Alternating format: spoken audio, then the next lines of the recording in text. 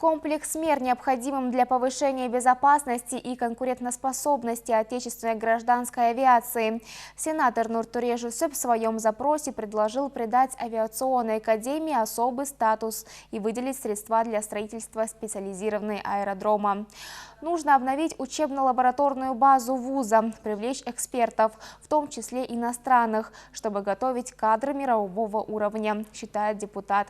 Парламентарии предлагают ввести норму целевого финансирования. Речь идет о схеме, когда часть доходов за использование воздушного пространства направляют на развитие авиационной отрасли.